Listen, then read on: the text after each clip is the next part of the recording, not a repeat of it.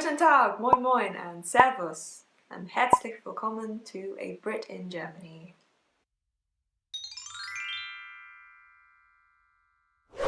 Hi guys, it's really early and it's time for another video about being in Germany.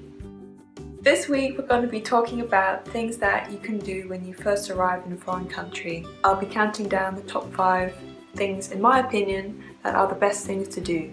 But first, let's start with a quiz question. This week I'm asking you, how many Bundesländer are there in Germany? A Bundesland is like a state or a county. Is it 8, 16 or 24? And I'll tell you the answer at the end of the video or near the end of the video. The first thing that you'll probably come across when you arrive in a foreign country is the foreign food, the foreign cuisine. Now, it's a good idea to try as much as possible because you don't know how long you're going to be in this foreign country. It's hard if you're a vegetarian and you arrive in a country where meat is high on the menu. That can be a problem. It was a problem for me.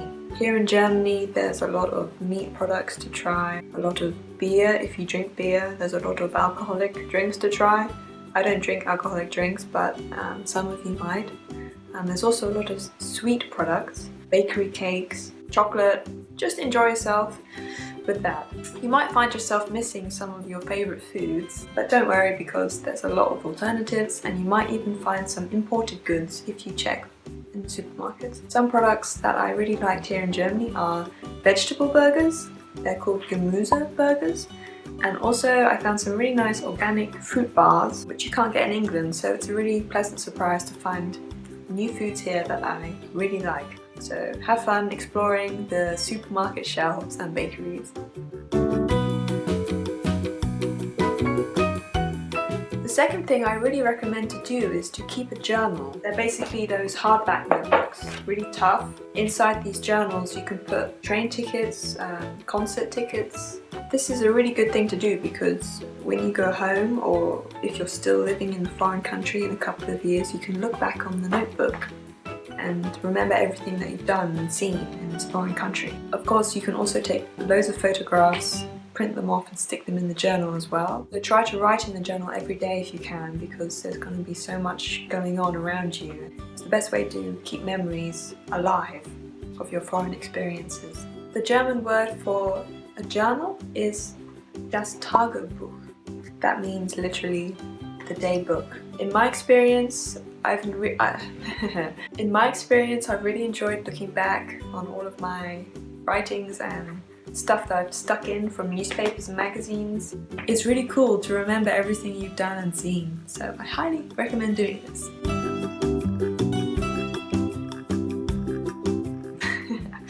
Yeah! Here in Germany they have 2 ways to say you. The formal version is Sie and the informal version is Du. Sie should be used when you're talking to elderly people, people you don't know, neighbours, and people in an official environment like at a doctor's office. That's when you should use Sie. Du is much more informal, so you can use this with your friends, with your partner, with your family. And with small children as well, that's fine. For me here in Germany, it was really hard at the beginning to keep this in mind. I was using Du with neighbours, and it was only after the conversation I realised that I was doing it wrong. I should have used Sie. I think after a while, after using this Sie, you get used to it and you remember it. So just try and use it as much as possible in your conversations and you'll soon get the hang of it. If you do say Du to a doctor or your employer, it won't be that much of a big deal because 99% of the time they will realise that you're a foreign speaker and German is not your Muttersprache, your mother tongue. So it's really not a big deal, don't be embarrassed about it. It would only be weird if you were a German speaker, a natural German speaker, and you would say Du to a doctor. Then it would be a bit weird because they would realise that you're a German person and you're using Du. That's strange. We're almost done.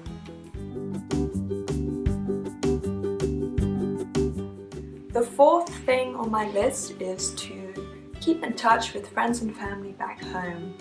For me, it was essential at the beginning of my move that I had a connection still with my home country and my family. I would call them on Skype or FaceTime and have a webcam chat with them just to keep grounded and check in, see how things are going back home. But as time went on, I became more independent and it wasn't necessary to do it so often. So right now, I don't need to do webcam chats all the time. These days, the internet makes it possible to invite your friends and family into your new world and share everything that you're doing. Well, not everything, but mostly everything. And if you can't manage videos, just send pictures or write emails. I think it's good for you and it's good for them. The last thing on my list is don't be afraid to ask for help. It's worth having a dictionary with you, on your phone even. People won't be offended if you can't speak perfect German to them. You can also speak a bit of English if you feel comfortable with that, because a lot of people here speak English and they will understand you. One time I went to the Apotheke, which is the pharmacy. I needed medicine and I was struggling to... I needed medicine and I was struggling to find the words in German to describe what I wanted. So I had to switch to English, and I was really surprised that they had no problems at all to speak English with me. If all else fails, then use the one language that everyone understands, and that's body language. Die Körpersprache. Body language. Your hands, using your arms, using your face. Thirsty, tired, yes, no. Your throat hurts, that's a good one. Oh, and now the answer to the quiz question. How many Bundesländer gibt es in Deutschland? The answer is 16.